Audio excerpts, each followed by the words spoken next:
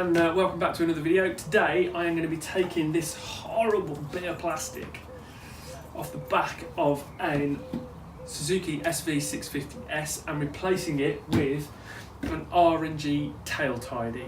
A little bit more expensive than some of the other ones you can get off auction sites, but I want to put the proper thing on it.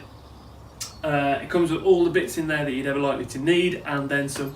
A little bit of history on this bike. It's a 2003 Suzuki SV650.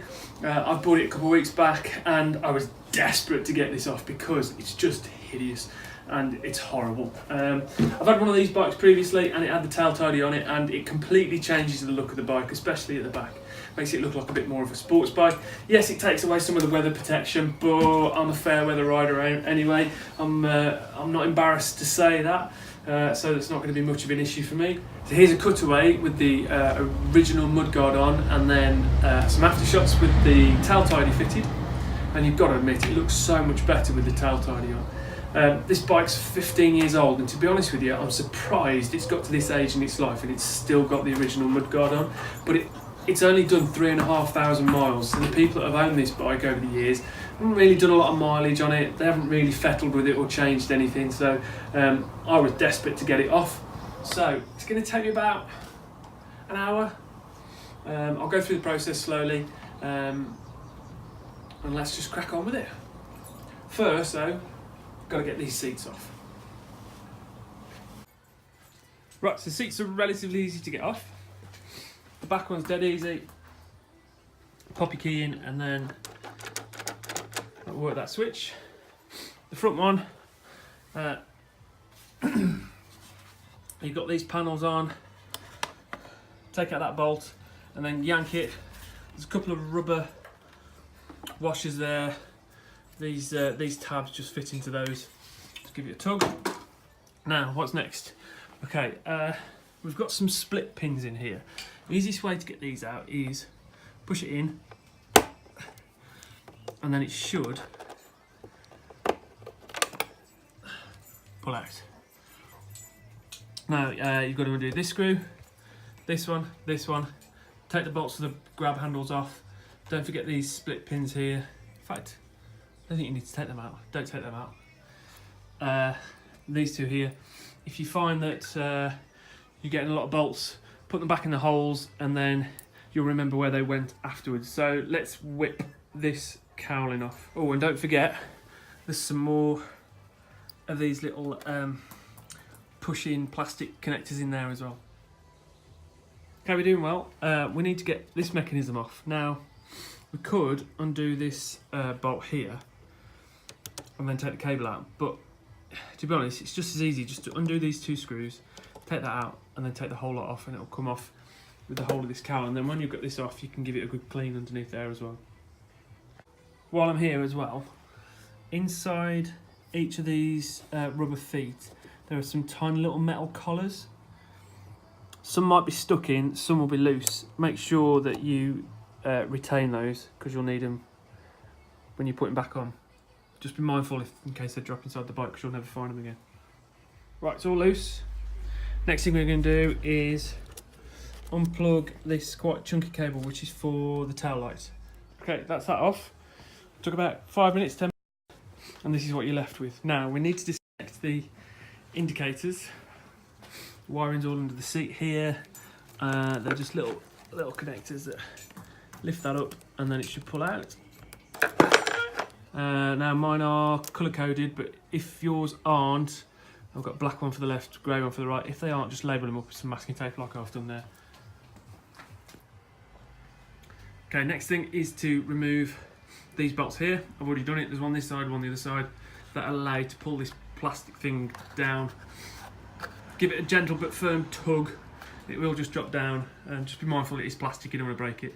But you need to drop that down so you can get access to these bolts. There's four. There's one here, and there's another one there, and then obviously this one around the back here. Let's get them off.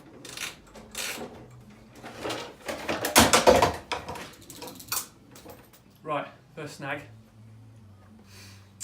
The bike's 15 years old, These indicators have been on here for 15 years.